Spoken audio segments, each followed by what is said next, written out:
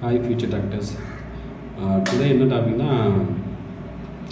Abroad MBBS and empty வந்துட்டு பார்த்திங்கன்னா உங்களுக்கு இப்போ நார்மலாகவே பீப்புள்ஸோட தாட் எப்படி இருக்குது அப்படின்னு பார்த்தீங்கன்னா அப்ராட் எம்பிபிஎஸ் பண்ணால் வேல்யூ இல்லையா அந்த மாதிரி சில ஸ்டூடெண்ட்ஸ் கேட்குறாங்க. ஸோ அப்ராட் எம்பிபிஎஸ் அப்படின்னு பார்த்தீங்கன்னா உங்களுக்கு நம்மளோட எந்த கண்ட்ரீஸில் போயிட்டு நம்ம மெடிக்கல் ஸ்டடி பண்ணுறோம், ஸோ எந்த கண்ட்ரி வந்து எம்பிபிஎஸ்க்கு வந்து ஆப்டான கண்ட்ரி, ஸோ அந்த மாதிரி வந்துட்டு நீங்கள் மேக்ஸிமம் சூஸ் பண்ணுறது நல்லது. அப்படி ஆப்டான கண்ட்ரி, கரெக்டான கண்ட்ரி, சீப் அண்ட் பெஸ்ட்டான கண்ட்ரிஸ் வந்து ஒரு 5 கண்ட்ரீஸை வந்து நான் லிஸ்ட் அவுட் பண்ணுறேன். ஸோ ஃபஸ்ட்டில் இருக்கும் ரொம்ப சீப் அண்ட் பெஸ்ட் அப்படின்னா ரொம்ப சீப் அண்ட் பெஸ்ட்டாக இருக்குன்னு பார்த்தீங்கன்னா உங்களுக்கு கிர்கிஸ்தான் இருக்கும். நெக்ஸ்ட் பார்த்தீங்கன்னா உஸ்பெகிஸ்தான், நெக்ஸ்ட் கஜகஸ்தான்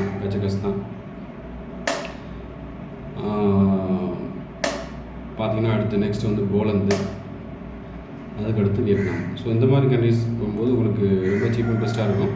மற்ற கண்ட்ரிஸ் பார்த்தீங்கன்னா சைனா, ரஷ்யா, பிலிப்பைன்ஸு, இந்த மாதிரி கண்ட்ரிஸ் மோஸ்ட் ஆஃப் தம் பார்த்தீங்கன்னா உங்களுக்கு எக்ஸ்பென்சிவ் லிவிங் காஸ்ட்டு ப்ளஸ் வந்து டியூஷன் ஃபீஸ் வந்து உங்களுக்கு ரொம்ப ஓவரால் வந்து காம்பன்சேஷன் வந்து ரொம்ப ஹையாக அதிகமாக இருக்கும். ஸோ உங்களுக்கு நார்மலாக வந்து இப்போ கிர்கிஸ்தான், உஸ்பெகிஸ்தான், கஜகஸ்தான் இந்த மாதிரி நீங்கள் எந்த மாதிரி கண்ட்ரி சூஸ் பண்ணும்போது உங்களுக்கு எம்சிஐ ரெஜிஸ்ட்ரேஷன் பண்ணுறதுல உங்களுக்கு எந்த ப்ராப்ளம் இல்லை. ப்ளஸ் வந்து உங்களுக்கு ஃபுல் அண்ட் ஃபுல் பார்த்தீங்கன்னா எம்சிஐ அந்த என்எம்சி ரெகுலேஷன்ஸ் ஃபாலோ பண்ணுற கண்ட்ரி. ஃபுல்லாகவே பார்த்தீங்கன்னா இங்கிலீஷ் மீடியத்தில் டியூஷன் மீடியம், அதாவது மோட் ஆஃப் இன்ஸ்ட்ரக்ஷன் எல்லாமே பார்த்தீங்கன்னா உங்களுக்கு ஃபுல் அண்ட் ஃபுல் வந்து இங்கிலீஷ் மீடியத்தில் ஃபுல் ஸ்டாஃப்ஸுமே பார்த்தீங்கன்னா இங்கிலீஷ் தான் வந்து ஒரு டியூட்டர் பண்ணுவோம். டியூட்டர்ஸ் பார்த்தீங்கன்னா எல்லாமே மோஸ்ட் வந்து இங்கிலீஷ் தான் பேசுவோம். ஸோ அப்ராட் எம்பிபிஎஸ் வந்து வேல்யூ இல்லை அப்படின்லாம் வந்து எதுவும் கிடையாது. ஸோ நம்மளோட சாய்ஸு பார்த்திங்கன்னா உங்களுக்கு நம்ம சாய்ஸ் எந்த கண்ட்ரீஸை நம்ம சூஸ் பண்ணுறோம், ஸோ எந்த கண்ட்ரீஸில் வந்து நம்ம ஜாயின் பண்ணி எம்பிபிஎஸ் முடிக்கிறோம், ஸோ அந்த மாதிரி இதெல்லாம் இருக்குது. ஸோ இப்போ பிலிப்பைன்ஸில் பிலிப்பைன்ஸை ஜாயின் பண்ண ஸ்டூடெண்ட்ஸ் பார்த்தீங்கன்னா உங்களுக்கு ஃபஸ்ட்டு பார்த்தீங்கன்னா போனோன்னே நீங்கள் எம்பிபிஎஸ் ஃபஸ்ட் இயர் வந்து ஜாயின் பண்ண முடியாது. ஸோ அங்கே வந்து பார்த்தீங்கன்னா உங்களுக்கு 2 இயர்ஸ் வந்து உங்களுக்கு பேசிக் சயின்ஸ் கோர்சஸ் படிக்கணும். ப்ளஸ் வந்து 6 இயர், அதாவது 6 + 1 இயர் 7 இயர்ஸ் வந்து நான் எம்பிபிஎஸ் கோர்ஸு. ஸோ கிட்டத்தட்ட உங்களுக்கு பிலிப்பைன்ஸுன்னு போனீங்கன்னா உங்களுக்கு 9 இயர்ஸ் ஆயிரும் கம்ப்ளீட்டட் அங்கே. ஸோ 10 இயர்ஸில் வந்து நம்ம மோஸ்ட்லி வந்துட்டு இங்கே டிகிரி முடித்தாங்க. ஸோ அதனால் வந்துட்டு ஸோ இந்த கண்ட்ரீஸ் பார்த்தீங்கன்னா உங்களுக்கு ஃபீஸ் ஸ்ட்ரக்சர் அப்படின்னு பார்த்தீங்கன்னா உங்களுக்கு 16 to 18 lakhs அந்த மாதிரி இருக்கும். மற்ற இப்போ நார்மலாக வந்து இது வந்து சவுத் ஏஷியாஸில் உள்ள கண்ட்ரிஸ். ஸோ அதனால தான் உங்களுக்கு ஃபீஸ் ஸ்ட்ரக்சர் வந்து ரொம்ப கம்மியாக இருக்குது. ஸோ உங்களுக்கு வந்து ருபீஸோட எக்கனாமிக்கல் ஸ்டேட்டஸும் பார்த்தீங்கன்னா சேம் லைக் தட் சேமாக இருக்கிற மாதிரி இருக்கும். ஸோ இப்போ ரஷ்யா பார்த்தீங்கன்னா ரூபல்ஸ், அந்த மாதிரி பிலிப்பைன்ஸில் பார்த்தீங்கன்னா உங்களுக்கு ருபீஸோட எக்கனாமிக்கல் ஸ்டேட்டஸ் வந்து டிஃப்ரெண்ட்டாக இருக்கும். ஸோ யூஎஸில் வந்து டாலர் இருக்கிற மாதிரி. ஸோ எங்களுக்கு வந்து இந்தியன் ருபீஸோட வேல்யூவும் சேமஸ் இந்த சவுத், ஏன்னா ஏசியாவில் இருக்க இந்த நான் சொல்கிற இந்த உஸ்பெகிஸ்தான், கிர்கிஸ்தான், கஜகஸ்தான் பார்த்தீங்கன்னா உங்களுக்கு ஏசியன் கான்டினென்ட்ஸில் உள்ள கண்ட்ரி. ஸோ உங்களுக்கு எக்கனாமிக் ஸ்டேட்டஸ் வந்து ரொம்ப டிஃப்ரென்ஸ்லாம் வராது. ஸோ உங்களுக்கு அட்மிஷன் பண்ணுறது கரெக்டாக வந்து ப்ராப்பராக வந்து எந்த மெடிக்கல் யூனிவர்சிட்டியை சூஸ் பண்ணுறோம் அப்படின்னு சொல்லிட்டு நீங்கள் பேரண்ட்ஸ் அண்டு ஸ்டூடெண்ட்ஸ் வந்து ப்ராப்பராக வந்து டிசைட் பண்ணிக்கிங்க. ஃபஸ்ட்டு யூனிவர்சிட்டி எந்த கண்ட்ரிஸ் சூஸ் பண்ணாலும் சீப் அண்ட் பெஸ்ட்டான்னு பாருங்கள்.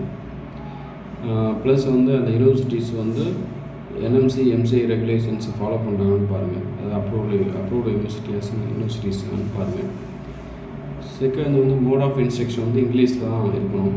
ஸோ சில கண்ட்ரிஸ் பார்த்திங்கன்னா இப்போ ரஷ்யா, பிலிப்பைன்ஸ் பார்த்திங்கன்னா அவங்க டுவெல் லாங்குவேஜ்னால் 2 மொழியில் வந்து அவங்களுக்கு டியூஷன் சப்ஜெக்ட் வந்து இருக்கும். ஸோ இன்ட்லாக்ஸ்னால் ஃபஸ்ட்டு 3 இயர்ஸ் வந்து நம்ம இங்கிலீஷ்லேயும், நெக்ஸ்ட் 3 இயர்ஸ் வந்து ரஷ்யன் லோக்கல் லாங்குவேஜ்லேயும் இருக்கும். ஸோ அந்த மாதிரி கண்ட்ரிஸ் வந்து நீங்கள் சூஸ் பண்ணாங்க. ஸோ அந்த மாதிரி கண்ட்ரி சூஸ் பண்ணும்போது உங்களுக்கு எம்சிஏல வந்து ப்ராப்ளம் வரும். ஸோ அதே மாதிரி பார்த்தீங்கன்னா உங்களுக்கு இந்தியன் சிலபஸ் ஃபாலோ பண்ணுவாங்க. இந்தியன் மெடிக்கல் யூனிவர்சிட்டியில் எந்த சப்ஜெக்ட்ஸ் ஃபாலோ பண்ணுவாங்க, சேம் லைக் த சப்ஜெக்ட்ஸ் வந்து அப்ராட் யூனிவர்சிட்டிஸில் வந்து ஃபாலோ பண்ணுறாங்கன்னு சொல்லிட்டு மெயினாக வந்து நீங்கள் பார்க்கணும். தேர்ட் பார்த்தீங்கன்னா அந்த யூனிவர்சிட்டி இன்ஃப்ராஸ்ட்ரக்சர் ஓன் ஹாஸ்பிட்டலில் இருக்கணும். ப்ளஸ் வந்து ஓன் மெடிக்கல் லைசன்ஸ் வச்சுருக்காங்க. அதாவது ஓன் கண்ட்ரீஸில் அவங்க அந்த கண்ட்ரியில் மெடிக்கல் லைசன்ஸ், மெடிக்கல் லைசன்ஸ் இருக்கா, அந்த மாதிரி நீங்கள் வந்து பார்க்கணும். ப்ளஸ் வந்து இந்த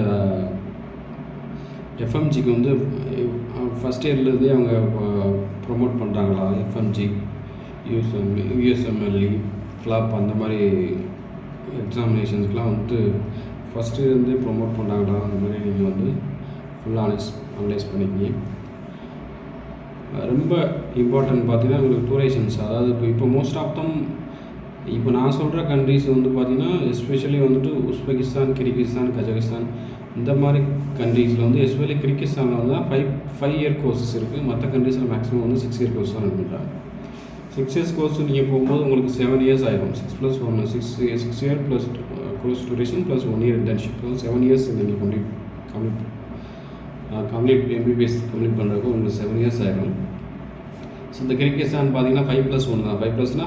5 years duration plus 1 year internship வந்து 6 இயர்ஸில் நீங்கள் ஈஸியாக வந்து இது பண்ணலாம். ஸோ நீங்கள் கண்ட்ரி சூஸ் பண்ணுறது மெயினாக பார்த்தீங்கன்னா எந்த கண்ட்ரியை சூஸ் பண்ணுறோம், எந்த மாதிரி மெடிக்கல் யூனிவர்சிட்டி சூஸ் பண்ணுறோம். ஸோ எல்லாமே அந்த மெடிக்கல் யூனிவர்சிட்டியில் even cadaver classes, practical, clinical anatomical labs, clinical ரொட்டேஷன்ஸ்லாம் எப்படி இருக்குன்னு சொல்லிட்டு நல்லா அனலைஸ் பண்ணிட்டு நீங்கள் அட்மிஷன் போகிறது நல்லது. ஸோ கிளினிக்கல் ரொட்டேஷன்ஸ் பார்த்தீங்கன்னா இப்போது கிர்கிஸ்தானில் பொறுத்தவரை கிளினிக்கல் ரொட்டேஷன்ஸு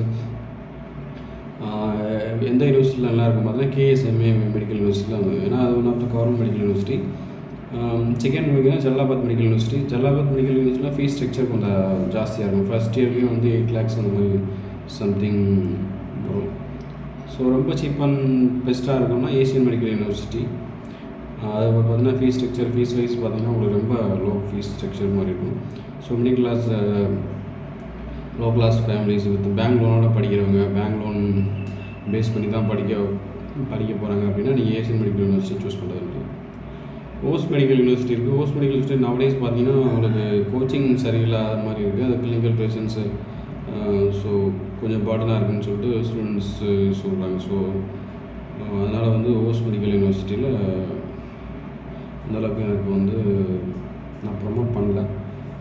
ஸோ நீங்கள் நல்ல medical university, government medical university, எல்லா ஃபெசிலிட்டிஸும் இருக்கிற மெடிக்கல் யூனிவர்சிட்டினா கேஎஸ்எம்ஏ மெடிக்கல் யூனிவர்சிட்டி.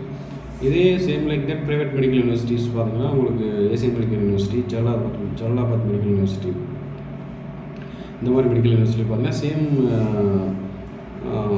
இன்ஃப்ராஸ்ட்ரக்சர் தான். பட் என்னென்னா private medical university. So fees structure உங்களுக்கு ரொம்ப கம்மியாக இருக்கும். அந்த கேஎஸ்எம்ஏ மெடிக்கல் யூனிவர்சிட்டி பார்த்தீங்கன்னா உங்களுக்கு ஃபீஸ் வந்து 7 to 8 lakhs வரைக்கும் ஃபஸ்ட் இயர் போகும். செகண்ட் இயர் வந்து 4 to 5 lakhs அந்த மாதிரி. ஸோ நீங்கள் வந்து என்ன மெடிக்கல் அப்ராட் எம்பிபிஎஸ் பொறுத்தவரை வேல்யூ இல்லை அப்படின்னு நம்ம சொல்ல முடியாது. அப்ராட் எம்பிபிஎஸ் பொறுத்தவரை வேல்யூ கன்ஃபார்மாக இருக்குது. எப்படின்னா நம்ம போயிட்டு மெடிக்கல் கண்ட்ரிஸ் சூஸ் பண்ணுறது, மெடிக்கல் யூனிவர்சிட்டி சூஸ் பண்ணுறது தான் இருக்குது.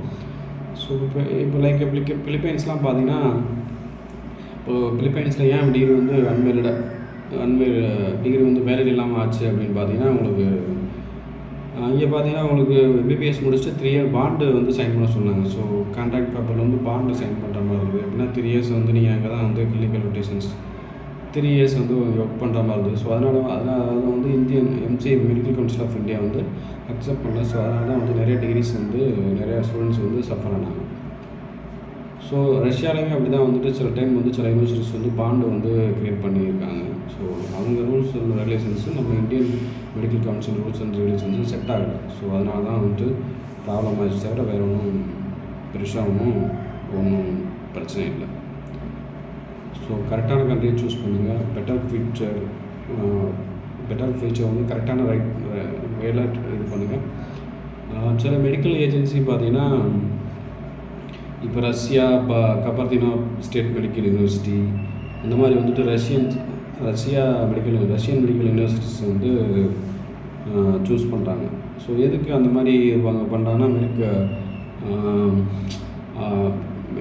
ஏஜென்சி இங்கே போனீங்கன்னா ஏஜென்சி வந்து அவங்க கமிஷன், அவங்களுக்கு ஏதாவது கமிஷன் வரும்னு சொல்லிட்டு எந்த மெடிக்கல் யூனிவர்சிட்டி அதிகமாக வந்து ஏஜென்சி கமிஷன் கொடுக்குறாங்களோ, ஸோ அந்த மெடிக்கல் யூனிவர்சிட்டிஸில் போய் அவங்க வந்து அப்ளை இது பண்ணி உங்களை மிஸ்கைட் பண்ணி உங்களுக்கு லைஃப்பை வந்து ட்ரபிள் ஏன்னா அந்த மெடிக்கல் ஸ்டூடெண்ட்ஸ் தான் பார்த்தீங்கன்னா ட்ரபிள் ஆகும். ஸோ இதை வந்து அவாய்ட் பண்ணுங்கள். மோஸ்ட்லி பார்த்தீங்கன்னா கவுன்சிலிங் கன்சல்டன்சியை வந்து அவாய்ட் பண்ணுங்கள், அதெல்லாம் நல்லது. அவங்க வந்து ஒரு ஏஜென்ட்னா இப்போ அவர் வந்து சப் ஏஜெண்டாக இருப்பார். சப் ஏஜெண்ட் வந்து இன்னொரு மெயின் ஏஜென்ட்கிட்ட உங்கள்கிட்ட வந்து இது பண்ணுவார். அந்த மெயின் ஏஜெண்ட் தான் வந்து காலேஜுக்கும் அந்த மெயின் ஏஜென்ட்ஸ் தான் உங்களுக்கு கான்டெக்ட் இருக்கும். ஸோ அந்த மெயின் ஏஜென்ட்ஸ் உங்களுக்கு கடைசியில் யாருன்னே தெரியாமல் போயிடும், சரிங்களா? ஸோ அவங்களோட சப் ஏஜென்சி என்ன சொல்லுவாங்க, விசா ப்ராசஸ், அட்மிஷன் லெட்டர் வாங்கி தரோட அவங்க நிறுத்திப்பாங்க. ஸோ மெயின் ஏஜென்ட்ஸ் தான் எல்லாமே பார்த்துப்பாரு. ஸோ மெயின் ஏஜென்ட்ஸும் உங்களுக்கும் கான்டாக்ட் இருக்காது. ஸோ அந்த மாதிரி போய் மாட்டிக்காதீங்க. மோஸ்ட்லி போய்ட்டு நீங்கள் அட்மிஷன் போடுறீங்க, அங்கே படிக்கிற ஸ்டூடெண்ட்ஸை வச்சு நீங்கள் அட்மிஷன் போடுறது பெட்டர். உங்களுக்கு எதாவது அட்மிஷன் ஃபர்தராக details medical college further enquiries வேணும் அப்படின்னா, இல்லை அட்மிஷன் எனக்கு நல்ல மெடிக்கல் யூனிவர்சிட்டியை சூஸ் பண்ணி சொல்லுங்கள், நல்ல கண்ட்ரி, பெஸ்ட்டான கண்ட்ரியை சூஸ் பண்ணி சொல்லுங்கள் அப்படின்னா கீழே இருக்க நம்பருக்கு கால் பண்ணுங்கள், டெக்ஸ்ட் பண்ணுங்கள், வாட்ஸ்அப்பில். நான் வந்து ஃபுல் அண்ட் ஃபுல் உங்களுக்கு எந்த மெடிக்கல் யூனிவர்சிட்டி நல்லாயிருக்கும், எங்கே ஃபீஸ் ஸ்ட்ரக்சர் கம்மி, என்னென்ன ஃபெசிலிட்டிஸ் எல்லாமே இருக்குது, எந்த மெடிக்கல் யூனிவர்சிட்டியும் ஆப்டாக இருக்கும் உங்களுக்கு எம்பிபிஎஸ்க்கு அப்படின்னு சொல்லிட்டு ஃபுல் அண்ட் ஃபுல் கைடன்ஸ் வந்து நான் பண்ணுறேன். தேங்க்யூ.